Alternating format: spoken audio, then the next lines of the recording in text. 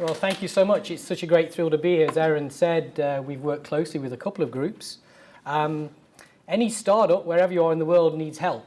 And we always reached out to people within our community in Shanghai, and having the team come from the university here was wonderful. We had guys working on social media marketing, also on creating a junior executive program for our managers of the future from iPi. So it's great to be here. You've got a beautiful campus. And I can't believe it's like a winter day in San Diego, I guess, this, right? So you guys are really lucky.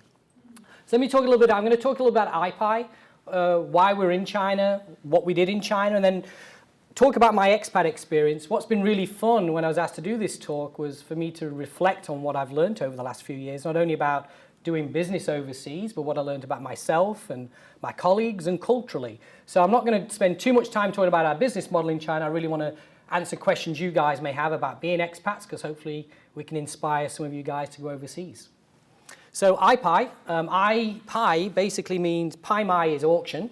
I know I'm going to be careful, I've got some Chinese friends here now and they're going to be questioning my language, but I means love in Chinese, Pai means to bid or buy. So iPi seemed like a great name. Our first tagline was "The world is invited," which we had in Chinese, and eventually, and I'll talk about it later, we changed that tagline to the American Auction Company, and I'll explain why we did that. So we're going to talk about two things: starting up the company and also the lessons that I may or may not have learned about being an expat in China. So first of all, let's explain how we got to being in China. The American Auction Company was founded 20 years ago by a lady called Deb Weidenhammer in Phoenix, and we have a regular auction room in Phoenix and one now in San Diego. Our typical auctions here could be contracts with government or city enterprises, state enterprises, individuals. We could be selling your car, your house, an estate, business, really everything. On the bottom right, we have American Ag Auctions. We're based out of Arizona, so we also auction cattle and grain and saddles and all kinds of things to deal with agriculture. So iPi came about because our boss, Deb, was in China in the late 2000s, and during that time we were doing business for companies who were looking to liquidate assets. They'd have product in China, they wanted to sell it in the US, and we would help broker deals. And Deb, being the salesperson that she is, would go to Beijing and meet with the China Auctioneers Association and learn about the auction business in China. The auction business in China is only 20 years old. It's a very new industry. So they were very keen to learn from Deb about what she thought of the industry in China and what the business was like in the US. So she did what we call some guanxi. She built some relationships in China, and I'll talk about guanxi later and why it's important. But what she did was, by meeting with the China Auctioneers Association, when the law changed in China in 2010, which allowed foreign auction companies to get a business license, an independent business license in China, she was approached by the CAA, the China Auctioneers Association, and asked to be the first company to apply. Prior to that, you had to be a joint venture with a Chinese company. Deb's not here today, but if you'd met her, you'd know why we wouldn't do a joint venture in China. She's very entrepreneurial. So I want to talk a little bit about what may be our perceived image of China. For me, before I went there as an expat and to do business, I maybe have seen it as slightly bureaucratic. A communist state. Would it be easy to do business there? How involved would the government be in our day-to-day affairs? What would our staff's reaction be from their culture, the way they've grown up to working for an American company? So maybe this is our image of China. We had an aunt who was in China in the 80s and told us this was what we'd expect. Everyone on bicycles. It's a magical place. There are no cars. But of course, this is the reality, as you all know.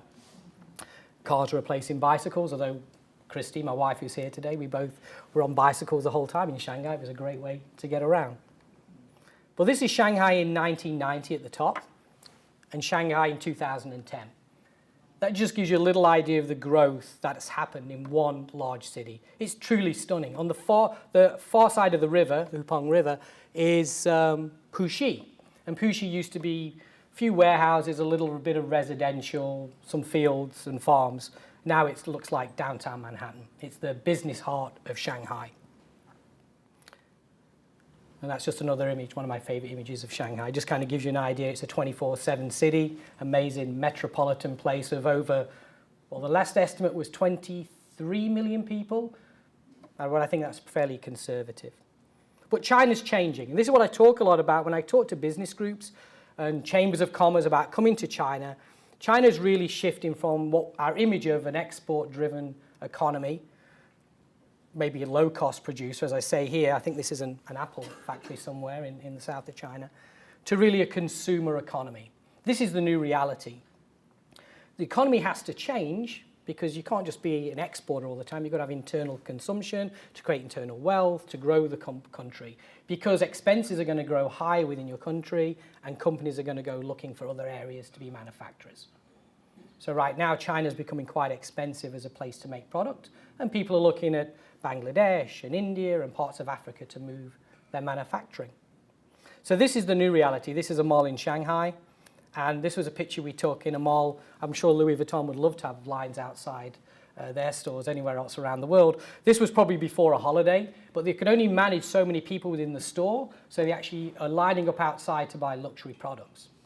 Interestingly, though, this is changing. President Xi, when he first came into power a few years ago, has had a huge crackdown on corruption in China. This has really affected, as you may have seen, those who follow companies like Burberry, Prada have had huge decreases in their profits over the last 18 months. And this has been because of a crackdown on luxury brands. Government officials buying gifts to gain influence, like Guanxi I was talking about, with potential business partners. So this is kind of decreased, but there's an amazing opportunity, which I'll talk about in a second, for the emerging middle class in China. Not the uber rich, but the emerging middle class. What this shows for me, when I was early on in China, is just how aspirational Chinese consumers are. They really desire the brand, the product.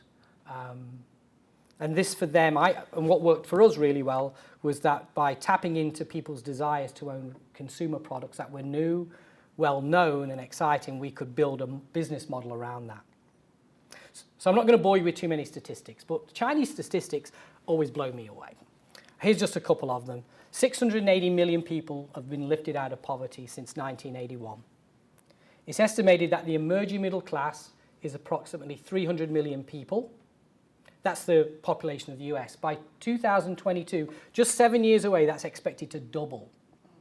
Now, what's the emerging middle class? That's people who earn between maybe 5 and 50,000 USD a year.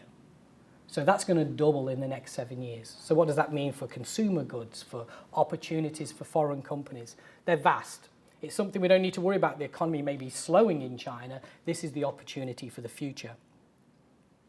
2013, online sales. Well, this is something we had to reflect a lot on in China because we're a live auction company. Online sales were $314 billion, and that surpassed the US, which was, that year was 255 billion USD.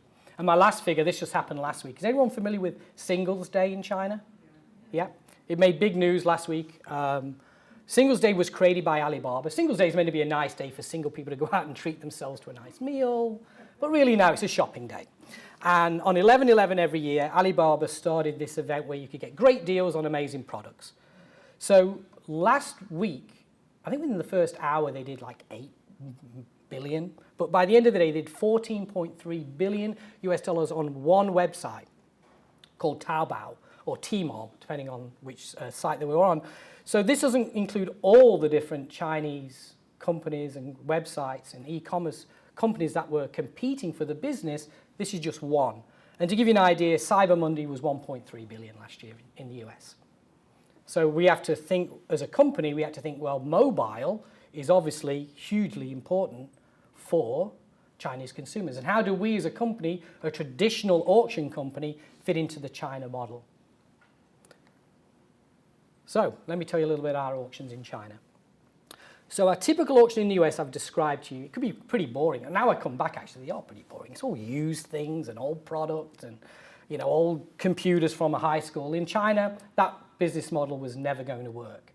When we first arrived in 2012, I got there in April of 2012. We got our license in April. I had about 3 months to sort of decide what would be our initial business model? What would we do initially to attract people to iPie? And what I saw was a lot of luxury products, a lot of excess inventory sitting around China that people were storing. They didn't want to necessarily flood into outlets because they didn't want to devalue their brand. So what we saw an opportunity was to go to those brands and say, hey, give us your product that's excess. It's maybe last year's model. Let's sell it at an auction. We don't have to discount it heavily because the market in the auction will set the price. Obviously, we start at a low price and we want to get the price up at an auction. I'm not an auctioneer, so I'm not going to do that whole chant for you.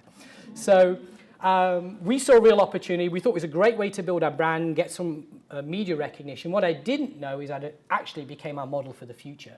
Initially, we'd have 20, 30 people in a conference room, and we just try out these auctions and see what people thought about it. What questions did they had? You know, did people really understand what the auction model was? So the 4 auctions we have, a typical live auction. We still do our live auctions at our space, and I'll show you some images of that in a second. Simulcast auctions, they're ones where people have bid online for a whole week before. They may have placed their highest bid. It's called a proxy bid. And we have a clerk at our auctions who represents those bids during the auction. So you can be sitting in Beijing or Xi'an or Guangzhou, wherever in China or in Shanghai, bidding on your mobile or just put a proxy bid in. And we're competing with live customers at our auction. So it makes it really exciting. You're bidding in the room and a bell rings. There's a clerk telling the auctioneer there's been another bid online. So it creates a great atmosphere, but also it opens up our auctions to the whole of the country. You know, you're not just doing a live auction event. So we knew that was really important because people are not going to spend every weekend at an auction. They want to have the great deals, but they may want to do it remotely. Online auctions, we've done some of these in the US, but they really became important to us in China because of scale. We can now put an auction up every day and have people bid on it. It could be a 1-day auction, 5 days, 1 month. But by having online, our community of, we call them the iPie family, can go in and see what we're offering each day as we get new product in, new inventory from different consigners, and they can bid on it without even ever coming to our showroom. So it's given us the scale we need to make money, because that's what it's all about, making a little bit of money. And flash auctions. Finally, you've probably heard of flash sales where people send you an email and you've got 1 day to buy something. Well, there's an app in China called Weibo, not Weibo, that's not Weibo, Weixin, WeChat. And WeChat is a platform like WhatsApp where everyone communicates with each other. Christy and I both have WeChat, we still use it now. And on WeChat, you can put your credit card on there and make payments for an airline ticket, movie tickets. We're going to create an app where you'll be able to be bidding on the WeChat. So this will be the first auction on the WeChat platform. So our members will get a little notice saying, hey, we've got 5 Omega watches. They're going to be online for the next 30 minutes. Would you like to bid on them? If they're in Shanghai and they win, we'll actually deliver it to them that afternoon. So this is a new thing that we've developed.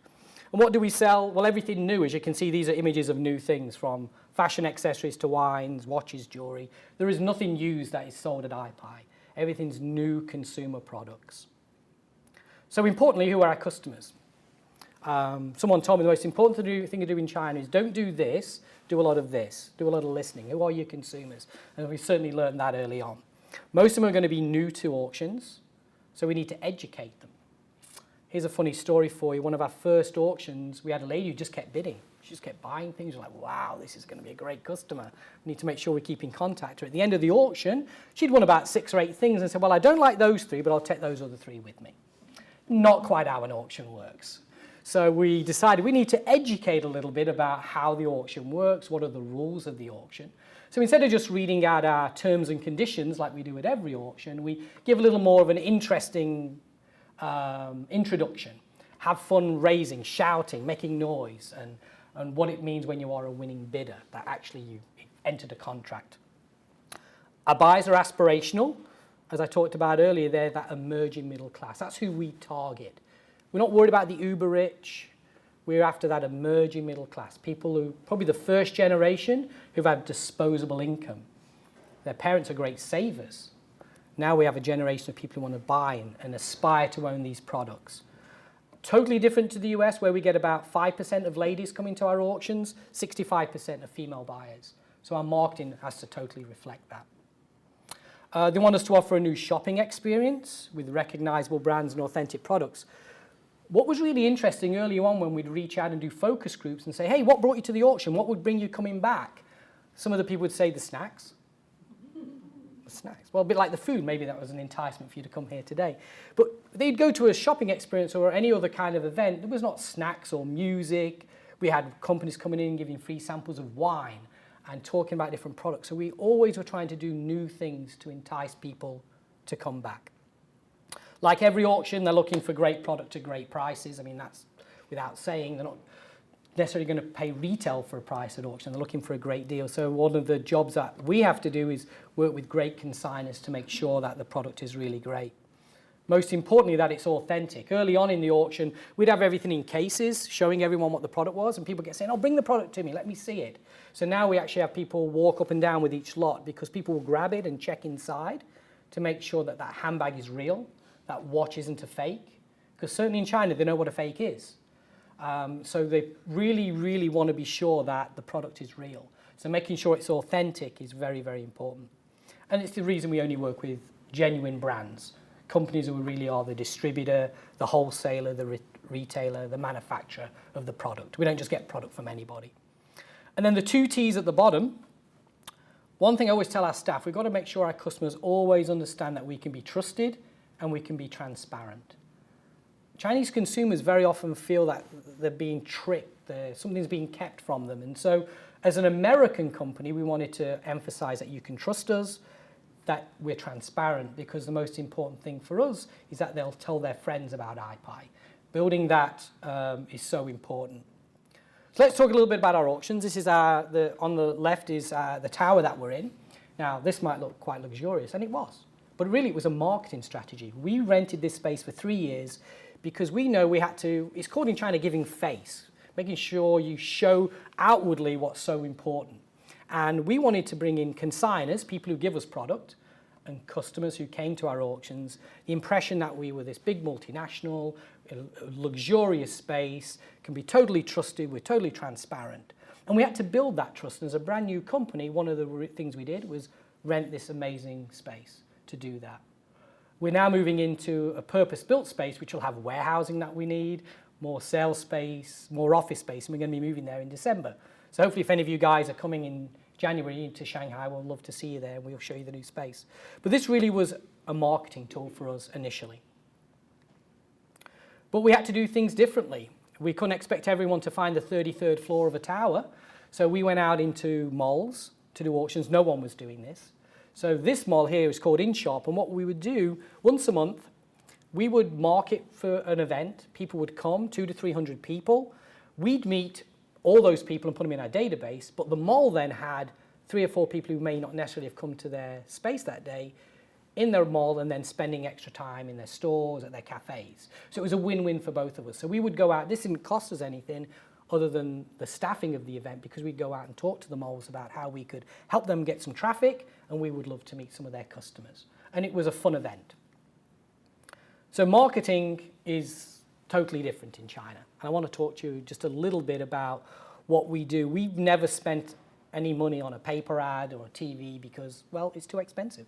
And for a startup, we just couldn't afford it. You could blow all this money at the beginning of your time in China, but the lasting effects wouldn't necessarily be there. We had to build up with introductions, building relationships, as we talked about earlier, that guanxi. The bottom right, we have a thing called iPie Money, and this was a way that friends could introduce other friends. If we had someone come to our auction, and the next week they bought 2 friends, we gave everyone 50 RMB credit to use at that auction. 50 RMB is about $9. If you bought 3 or 4 friends, we'd increase that to maybe $100 to $15. So it was a great way for friends to tell friends to tell friends, to keep building, because we realized word of mouth marketing was going to be our greatest asset. In the middle is Xiaopai, our mascot. Perfect mascot for China, maybe not for anyone else. He's cuddly, he's big, he's noisy, and he's just fun. We take him to events with us and we introduce him to people. The gentleman on the right there with the roses, on Valentine's Day, his job was to go out and find couples, give them a rose, and attached was a credit to use at our auction, a little coupon. So we have to be inventive. We're constantly shifting our approach in marketing because it's always shifting in China. When I got there beginning of 2012, I don't even know if WeChat was around or it was just starting, and now it's the premier platform to communicate with people. So here we go. That's the end of my intro to iPi. This is lessons from an expat. On the right there, that's is Zach, who's our GM, and we're posing in a typical sort of way to get our point over. And Zach and I talked the other day a little bit about what lessons we'd learned. So I wanted to share some of that with you. So remember, you're not in Kansas anymore. This is something someone told me early on, and I took that to heart. So leave your ego at the airport gate. Also, someone told me. You've got to be humble. When you're starting a new business, the most important thing you can do is listen and learn from people who are in the country. I joined the American Chamber in Shanghai the first day I arrived there because I would meet peers, people who'd gone through the experience with me, or had already gone through their experience and can share theirs with me, I should say. Listen, you are an American company. At the beginning, I showed the iPi graph and I said our tagline is "The world is invited." After a few months, a lot of our Chinese customers said to us, "So where are you two guys from? Where are you two Laowais from?" And we'd say, "Well, we're from America." And he'd say, "Well, why don't you tell anybody?" "Well, we're here." He said, "Well, you're not telling anyone outwardly with your brand."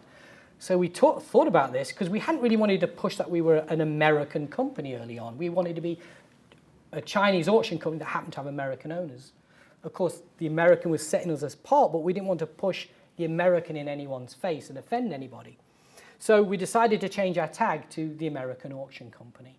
And it seems to work well. We're going to keep the iPi. But we wouldn't have learned that without listening to our customers.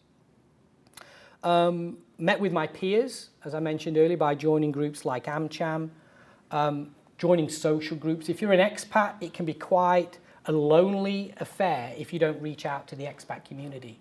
Unless, of course, you speak the language. If you speak perfect Mandarin in Chinese, it's great. Then you can make Chinese friends and expat friends. For me, doing business when I was first there, I realized I needed to reach out to people who've done this already, as I mentioned. So I met with as many people as I could. Lunch, dinners, drinks, coffees, just learning from their experiences. I met the people who started Starbucks, Costa Coffee, which is an English brand, people who are running the hotel chains in China, and just learned from people who'd been in country for a while. A mentor of mine is Scott Jenkins, who is the head of Lowe's in China. And we would meet once a month when I was first there, and I'd just come with all these questions about HR and managing staff and people taking a nap after lunch, which I could never understand, and why people are always asking me questions for, which seem so obvious to me. And he was telling me, because you're the boss, Chris, they expect you to have all the answers. So learning a lot. If you're ever going to be an expat, reach out to local business groups, reach out to your peers. You're going to learn so much, because certainly being humble going in, you realize life is very different in many different countries. So this is something that Deb kept telling me, the second one. Patience, patience, patience, Chris. We just need patience. And I didn't really have a lot when I started in China, and I developed a lot of inner peace. So how many licenses did we need in China? We needed 18 licenses to start our business in China. That takes some patience, because every department within the government is going to give you a different license. If it's not chopped correctly, if it's not signed correctly, if it's not dotted correctly, you may need to do it again. So I had to develop a certain structure and patience in that. You're the boss. You have all the answers. I certainly didn't. I was hoping my staff would have some of them. What you have to remember in China is, from an educational standpoint, from a very young age, people are taught, they listen and they scribe what they've learned. And the teacher, the elder, the wise person like me, any boss, is going to give them the answer. So what was surprising for me early on is that I would give someone a tricky task, outline what the task needed to be, give them a deadline of, say, Friday, and I'd go to them Friday and say, okay, how are we working on, how's the task, and we all done? Wasn't really clear on what you needed.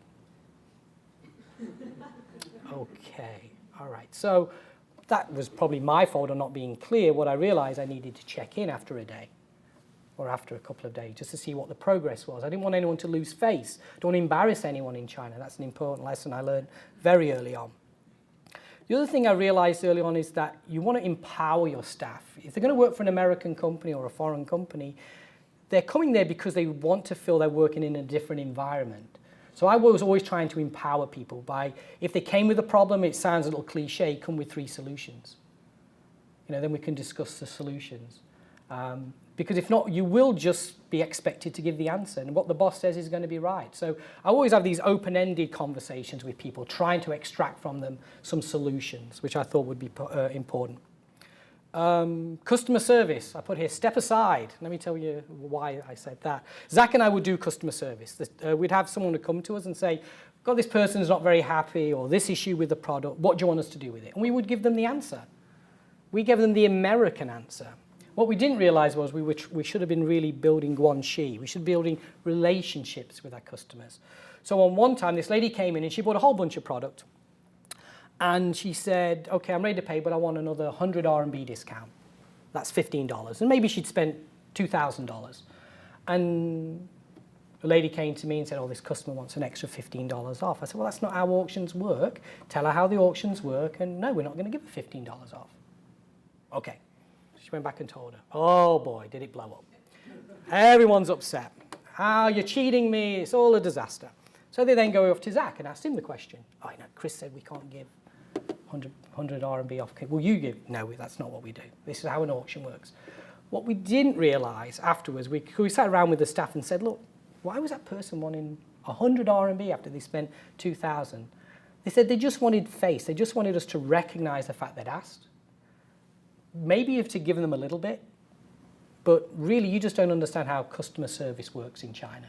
So we actually had another lady take it over, a Shanghainese lady, tough Shanghainese ladies are, let me tell you. And Lady Lorena, she basically gave that lady 100 RMB credit to use at another auction. That's all I needed to do. I just needed to recognize that she had an issue, deal with the issue, recognize I didn't really need to give her money. I just needed to maybe listen, appease, and then do a little something for her. So now Zach and I don't do customer service. That's just, it's done. HR, get help. You need help in HR in China. Culturally, there's so many different things that happen, not only from a legal standpoint, but how people's perceptions are about working in a company. So we learned very quickly that we needed to work with a partner in China who could help us with all the legal process. We'd have people who sign contracts and say, I never signed a contract. I never signed a contract at all. And, you know, you never gave me this, you never gave me that, so I'm now going to sue you to get an extra month's salary when they left. So now I take a picture with everyone with their ID, signing the contract to prove that they actually signed the contract, and we just do it with all the new staff that join. It's just become the norm. Contracts are now locked away in a safe in a separate location in case someone happened to get into a HR file and one went missing. So you never really know the difference till you're in the middle of it. So one of the things I would say if you're ever going to run a company overseas is take time to learn as much as you can about HR processes, salary payments, disciplinary procedures. If you have to let someone go, what is the process? It's not simple in China. If someone has a 1-year contract, you only have a 30-day probation period. If someone signs a 3-year contract, they get a 6 months probationary period where you can let them go for a reason within the 6 months. So what is best for your company? If you give them 3 contracts, then they're there for life. And that's just the way it is. So that's either 3 years or 9 years. So things are very different. And the law, what's very interesting, changes all the time. So that's why I was part of the AmCham, the American Chamber, because we would always hold events to give people insights into what was changing in business, in the law. And you had to keep on top of it because it could just change that afternoon and you wouldn't know. But your staff would know. So meeting etiquette. So this was early on. And we were trying to figure out, you know, about meetings. We learned about, you know, handing out business cards in a certain way and what we needed to do, how not to offend people. So being born in England, as Erin said, I always open the door for my boss, who's a lady, and walk into a meeting first. What I didn't realize, that caused so much confusion early on in China because the first person to walk into a meeting is the boss. So I would be strolling in, opening the door, and Deb's walking behind me, and everyone's like, I thought the boss was a lady. This is, who's the boss? So it creates a certain confusion. When you've got a desk, the boss sits opposite the boss, number 2 sits opposite number 2, number 3 opposite number 3. We could figure that out, but for the first few weeks, we couldn't figure out why people always thought I was the boss when we came in. Business cards, you may or may know, you hand a business card out in a certain way, and you receive it in 2 hands, but what's not told to you early on when you do your little class about being an expat is that you're meant to look at that card and read the card, even if it's in Chinese, and be impressed by the title of the person who has the card. Don't put the card in your back pocket. Not a good sign. Not put the card away in here. You put it down in front of you while you're having the meeting with the top person at the top, and you're always reflecting on that card. The card is given to you as an introduction. So you want to make sure you use that one, that you use that card in a respectful way. You want to have a card holder to put your cards in at the end of the meeting. So at the meetings, inevitably you'd be getting on to talking about business, you would think. So I was always going in ready to close the deal. I've been in America 20 years. We go in, we say, hi, weather's great, let's talk about business. It's not the way it works in China. My sales manager, Alan, would say, Chris, we're here today to meet them. We are not going to talk about business. And I'd be going, Alan, please. We've met with these people 3 times. Can we please talk about business? We're not here to talk about business, Chris. We're here to continue to build our guanxi, our relationship with them. So we would go into a first meeting and they'd be asking me questions. So where are you from in England? What football team do you support? How much money do you make? How big's your house? What car do you drive? If you have kids, where did they go to university? Would you recommend my kids went to that university? And they may be quite personal questions we wouldn't ask in a meeting here, but they were really just a way for people to learn if they wanted to do business with you. What I learned later on was if you build that relationship early on, you're going to have a long-term relationship with a Chinese business person who is going to introduce you to their peers, to the people you want to do business with. So it's not about doing one deal in China. It's about, hopefully with all relationships, it's about having a long-term relationship with them.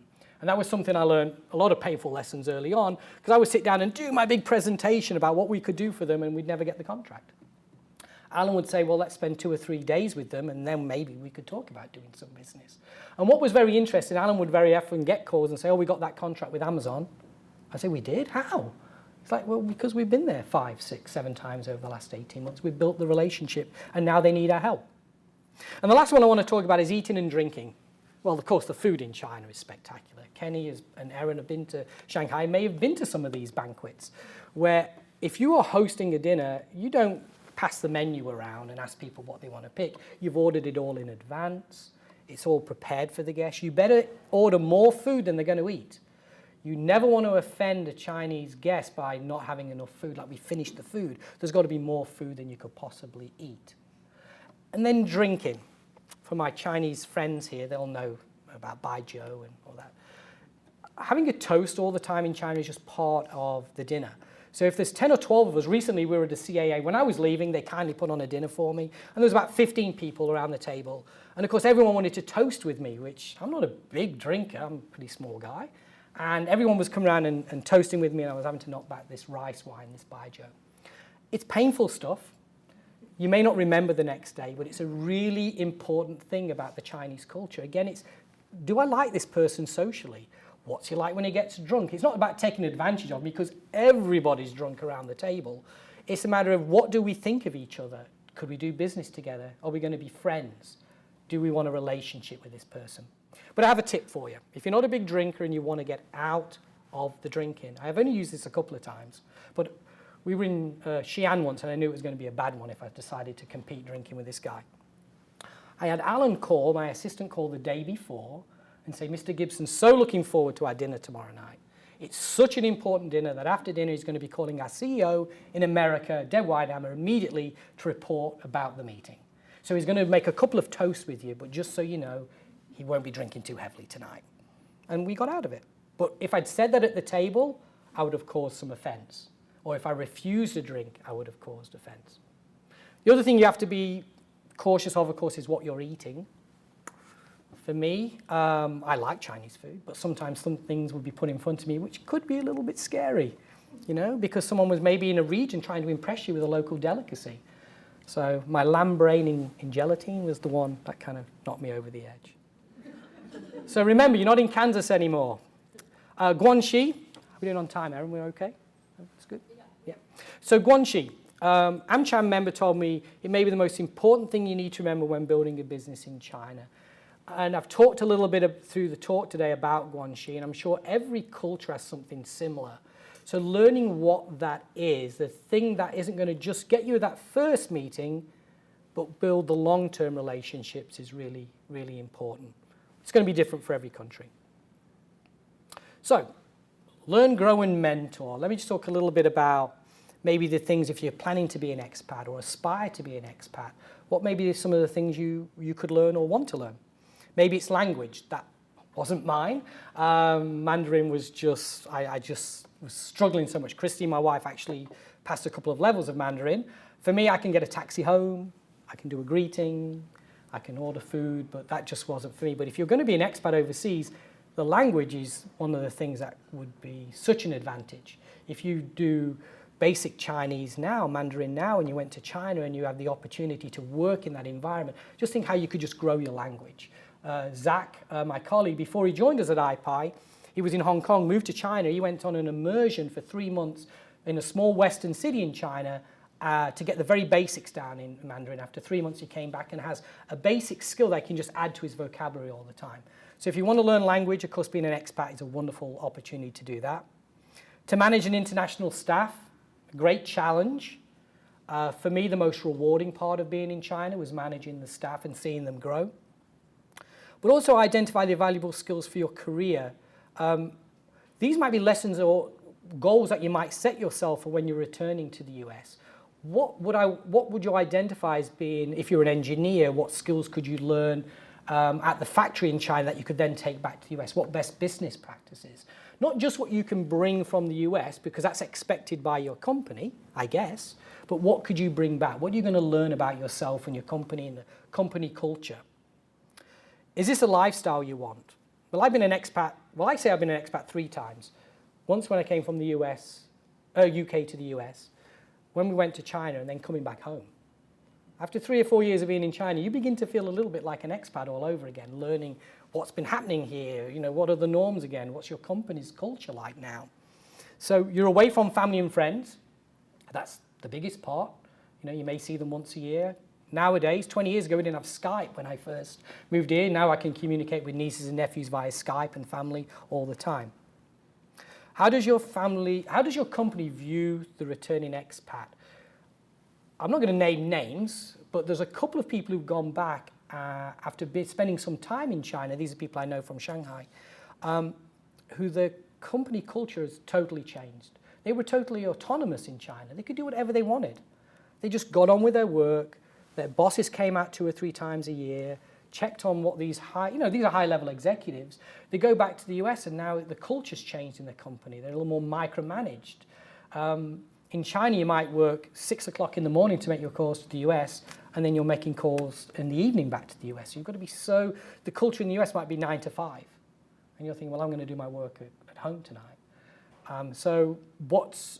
Do people who come back from an expat experience have a great experience, or do they have a struggling experience? Maybe you need to know your company before you go, or talk to other expats who've been overseas and find out what their experience was coming back.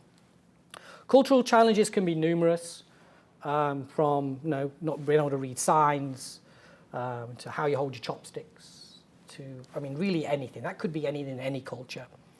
Spouses and children, well, this is something to think about. If you're going to go overseas with your kids, you've got to put them in a school. There are lots and lots of great international schools. Will your company pay for that? How do you check on the schools? What resources are there that your company could give you? When you leave China, what will your children's expectations be about coming back to the US?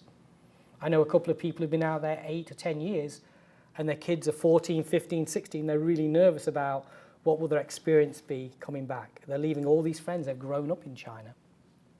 Cost of living, very important for you to know.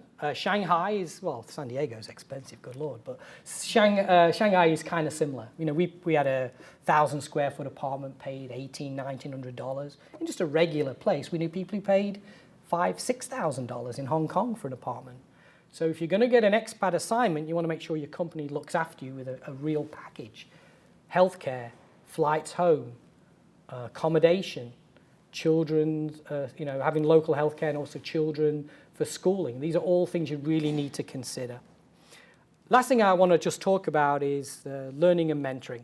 One of the most rewarding aspects is helping people grow. I always used to say, Alan, who I've talked about a couple of times, it was my sales manager when I started, and I always told him, Alan, I need to lose my job here. And he'd always look at me kind of straight. The boss wants to lose his job. I said, because I want you to be in my role. that's where ultimately I'm not going to be here forever, so I want you to be in my role. So being able to mentor people, learn about their everyday experiences is for me the most rewarding part. You can inspire change. Maybe this is a bit pompous, leave a legacy. I don't know if everyone leaves a legacy, but it's nice to aspire to leave a legacy, that a company maybe takes on some of your principles, your ethics about doing business. So when you go back, like I did just a couple of weeks ago, and I'm going back in early December to the office in China, you see people who are new to the company who have the same culture, the same values, because the staff there are instilling those values with them. So lastly, these are my greatest assets. So Alan on the left, he joined us in the first year as my sales manager. He's now he was the first Chinese national to get an auction license for a foreign company. It took him 3 years. He's now our sales director. He manages 5 team members. He's on our management team. So him, Zach, and our marketing manager are the management team. So this is what I'm most proud of. And on the far side, of course, in our usual photo mode is the iPi team, of which there are now 18 full-time and 22 part-time staff who help us on our auctions. So finally, I want to leave you with a quote from Bill Bryson, because it's one of my favorites. And I'll let you guys look at that. And if we have any questions, I'm happy to answer them. Thank you.